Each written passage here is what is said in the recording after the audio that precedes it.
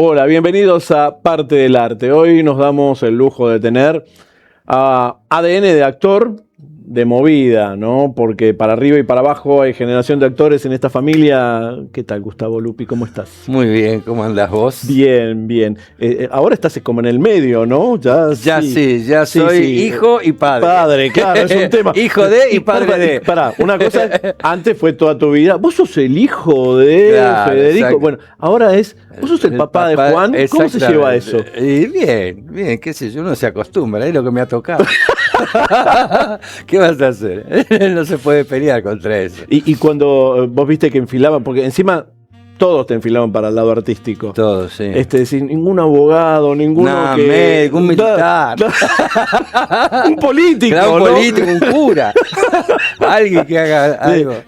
¿Cómo veías esa interna familia? Cuando veías que iban todos para el lado del arte, decís, sí, está bueno, pero ahí, viste, uno pega golpes, le pasan cosas, decís. Sí, qué sé yo, estaba como ya,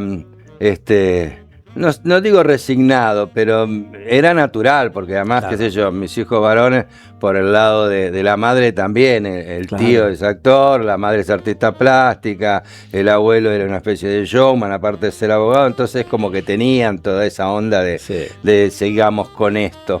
Y bueno, y siguieron con eso. Pero viste que algunos siempre te sale la oveja negra y sí, te pone, no sé, un comercio. Bueno, tuve esa esperanza con mi hija más chica, que yo tengo 3 hijos de 2 matrimonios. Sí. Y entonces Josefina, del segundo matrimonio, entonces empezó con psicología. Y yo dije, mira vos, psicología, qué bien.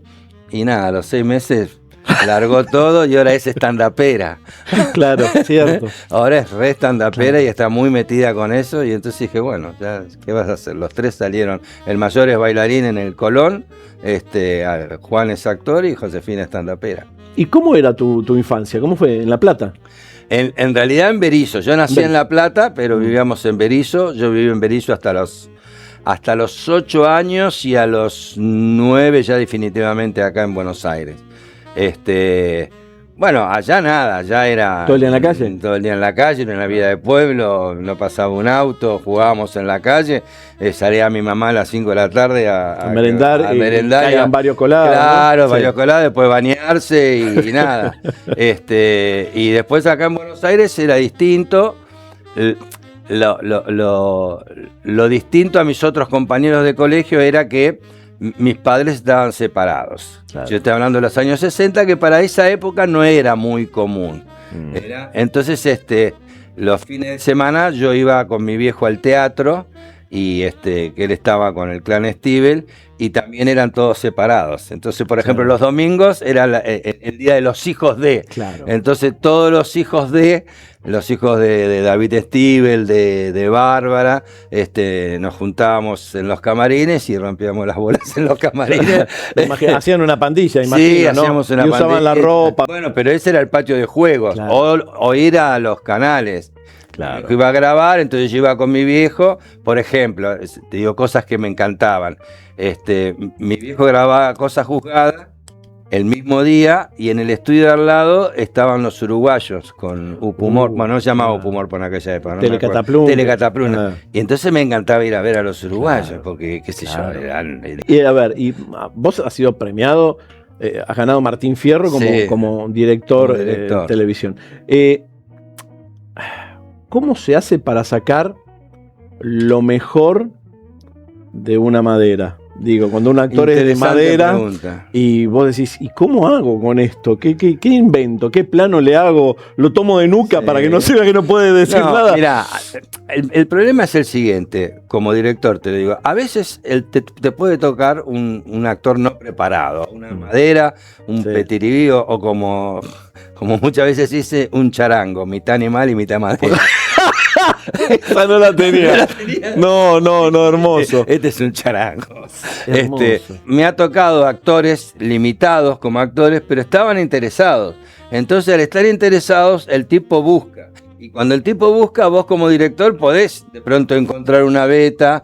La televisión o el cine tiene la posibilidad de editar, de agarrar los 2 mejores minutos o los 3 mejores segundos, o hacer 2 o 3 veces y decir, bueno, en la edición pone esta reacción que es mejor que la otra. Entonces puedes ir defendiendo. Pero si el actor está interesado en tratar de hacerlo, después hay actores... Bueno, esto pasaba mucho en la televisión, que yo lo he comentado, que vos ibas a hacer un programa, una telenovela como director, y tenías un elenco de, no sé, 30 personas, o 40, como eran los elencos antes. De los cuales tenías, no sé, 20 que trabajaban de actores, que eran, ¿no? O actores. Después tenías 10 actores buenos, y después tenías 10 que eran la secretaria de Marley o este muchacho que tenía no sé cuántos seguidores en Instagram, y vos decís, sí, bueno, pero un poco te frustraba porque por ahí tenían escenas lindas y vos decías no se podían explotar demasiado pero no porque sean malas personas, sino porque no sabían. No pasa por... No estamos calificando a la persona. Porque claro, a ver, era actuar como podía ser mañana, no sé... Vender helado, ¿no? Vender helado, exactamente. Pero bueno, a veces pasaba que esos personajes estaban interesados y entonces vos lo veías que estaban como metidos en la onda, sin saber, sin tener herramientas, pero estaban metidos. Después había otros que decían, no, bueno, qué sé yo, se hace lo que se puede. Y me imagino, ¿no? Porque estoy pensando y ahora acordándome de algunas escenas que quedaron grabadas en mi memoria, de situaciones donde tenés alguien que no tiene muchas aptitudes y enfrente tiene un gran actor o una gran actriz y están haciendo un duelo.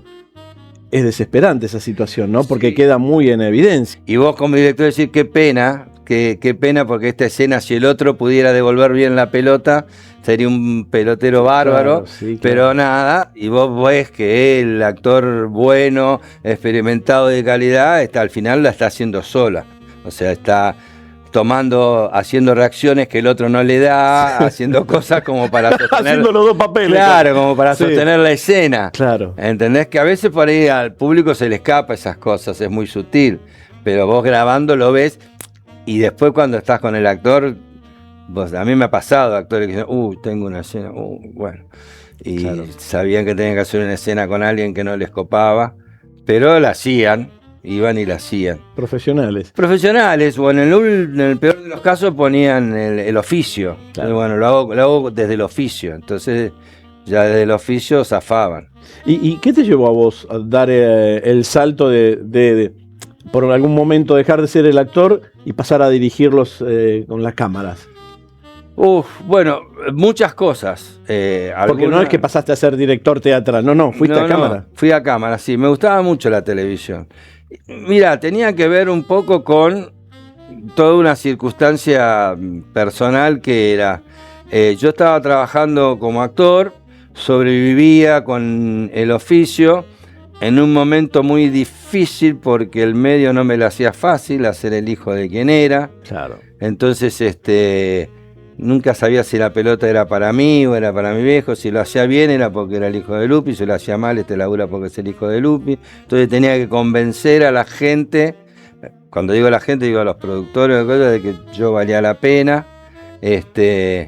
Y a veces, una vez me dijo mi viejo, te vas a tener que bancar a mis amigos y a mis enemigos. Y entonces, y justo en ese momento yo me había separado, tenía 2 hijos chicos, necesitaba cierta estabilidad que el ámbito actoral no me la estaba dando, y junto con eso apareció la posibilidad yo hice un viaje a México con una obra de teatro con Ulises Dumont. Fuimos a un festival de teatro y después hicimos una gira allá. Y llegué acá y un día me lo cruzo en Canal 9 a un director que había hecho 750.000 telenovelas, que era Martín Cluté. Sí. Y le dije, Martín, yo había trabajado como actor con él.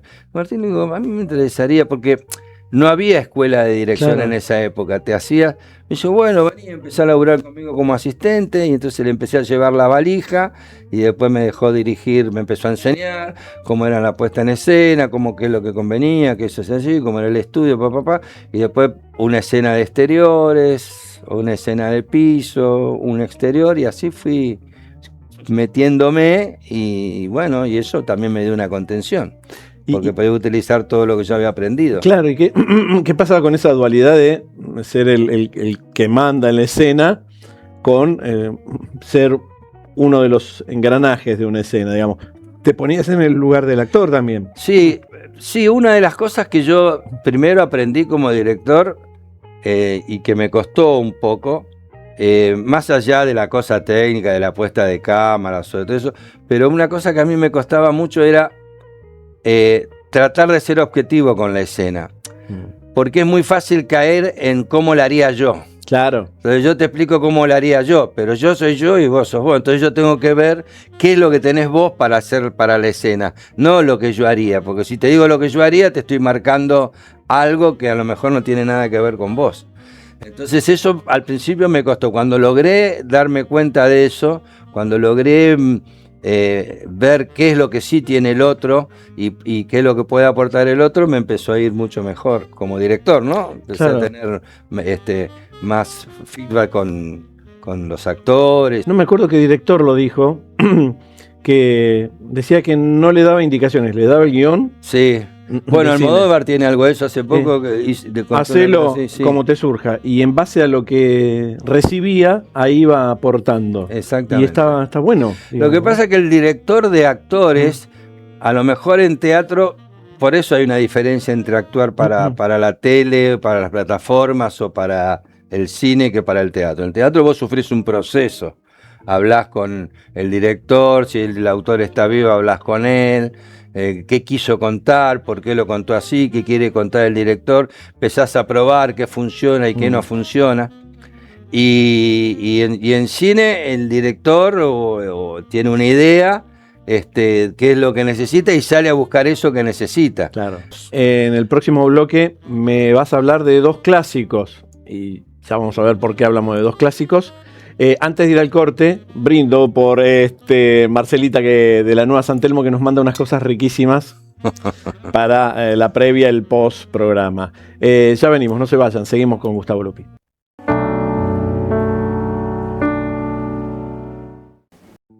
Seguimos en esta charla en Parte del Arte con Gustavo Lupi.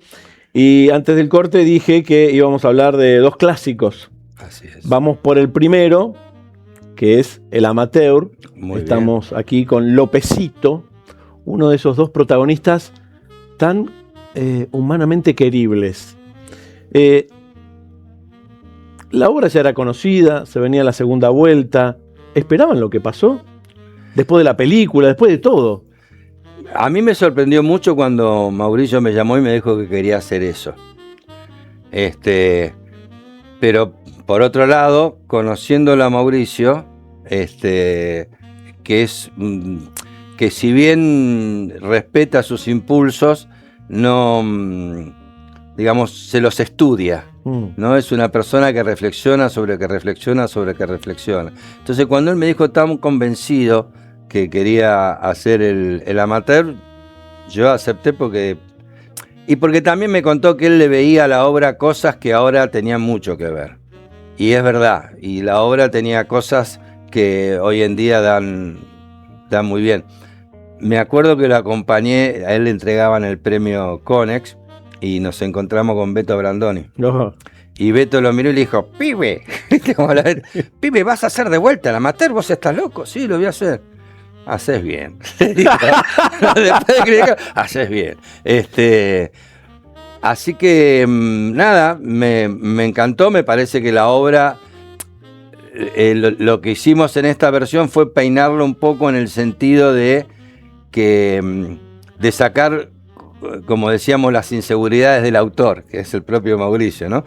Que en aquella época, para remarcar una idea, por ahí le decía 2 o 3 veces, ¿no? Que claro, para esta idea que quede bien clara por temor a que no...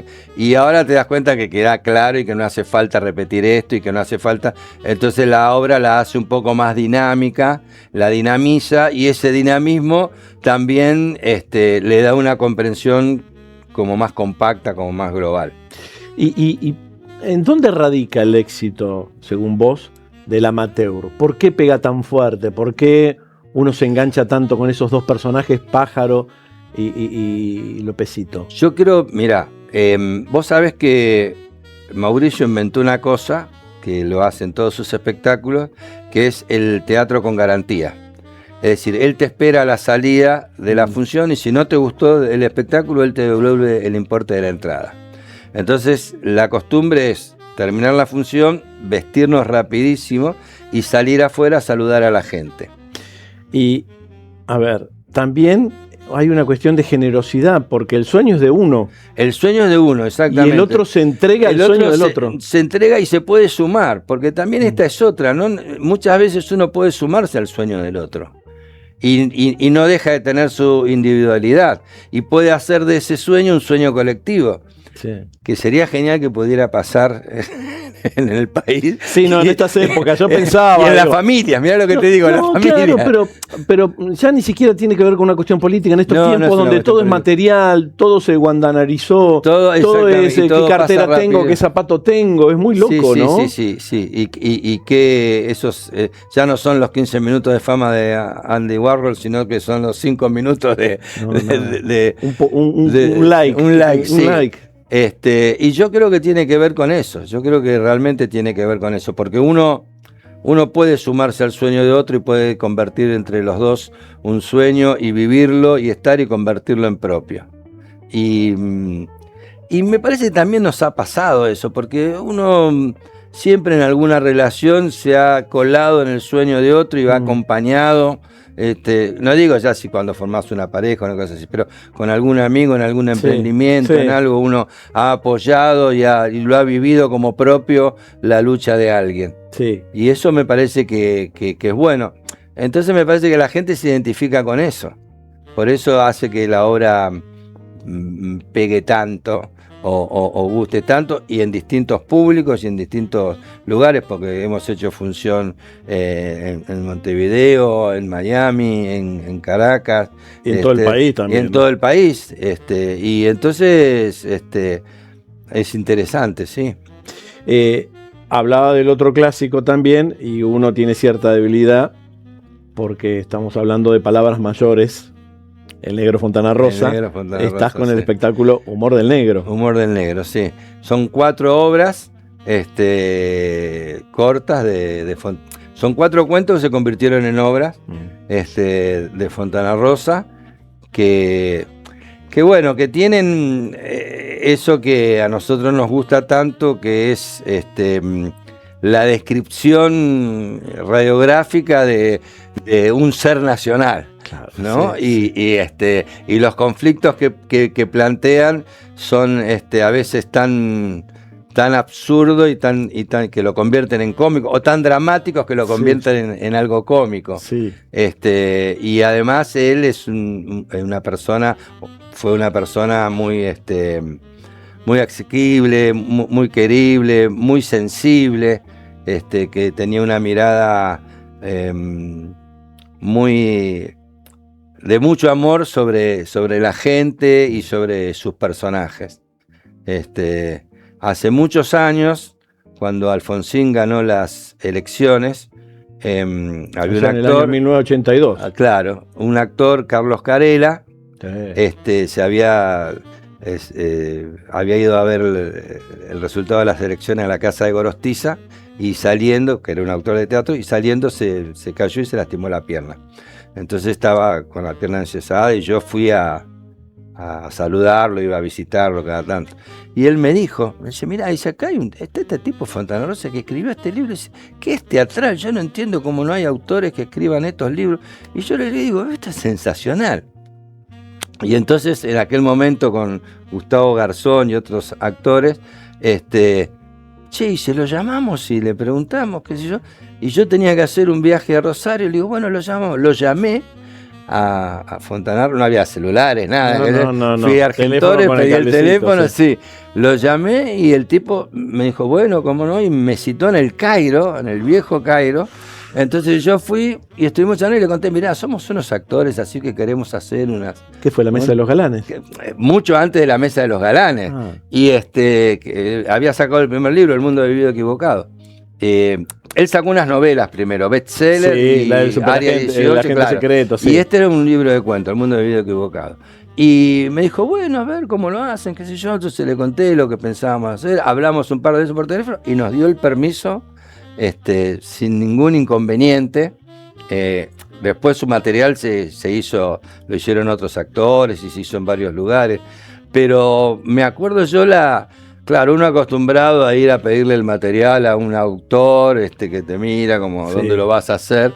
Él realmente escuchaba, pero lo lindo era eso, que escuchaba y miraba y escuchaba con profundidad. Muy lindo. Después, muchos años después, lo volví a ver porque se hizo una película que se llamó Rosario Gacino, que ahí hacían mi viejo y Ulises Dumont, y en la película había un raconto que eran ellos de jóvenes. Entonces lo hicimos el hijo de Ulises y yo. Hicimos los personajes de nuestros padres. Y se estrenó en Rosario, y en el estreno vino Fontana Rosa y él nos llevó a todos a comer a la peña de Rosario Central.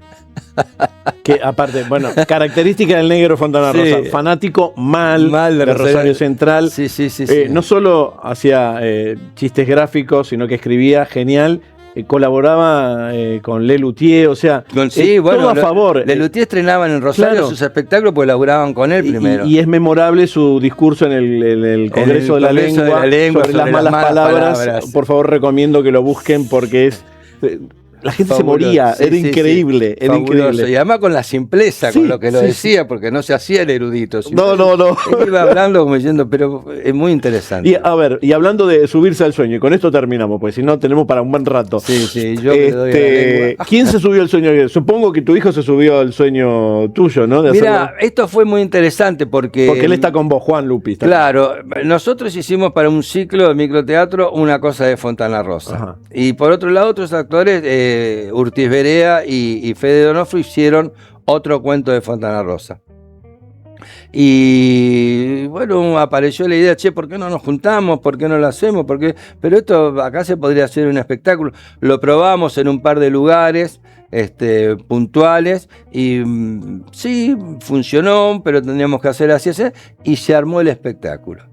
En realidad nos sumamos todos porque se armó el espectáculo y además obviamente me encanta laburar con Lisandro Fi, que lo conozco, que nos dirigió, que es maestro de actores y tiene una mirada muy interesante, con Fede Donofrio, que es un actor joven muy, muy divertido y muy serio, y con Juan, que es la segunda vez que trabajamos juntos en teatro, porque en tele laburamos un par de veces juntos y yo la paso bárbaro. A ver, y esto entre nosotros. ¿Y cómo va Juan como padre? ¿Cómo lo ves? No sabés lo que es. No sabés lo que es. Se le cae la baba. Se le cae está hecho, todo gira en torno a su hija y es un padrazo de esos. Todo el tiempo sube en Instagram fotos con la nena, claro. Y está, y sabe cómo dormirla, y qué sé yo, y se ocupa. Está agotadísimo. Bueno, bienvenido al club. Bienvenido al club. Está agotadísimo, no da más, ¿viste? Hoy me levanté a las 6 de la mañana. Lloró, no me dejó dormir. Hola. Y es eso lo que te va a pasar. Vos tampoco me dejás dormir a mí, le digo. Así que ahora jodete. Está bárbaro, está chocho. Sí. Gustavo, un placer enorme. Gracias. Para mí es un placer venir a hablar con vos. Y nosotros nos reencontramos para otro programa de Parte del Arte. Muchas gracias.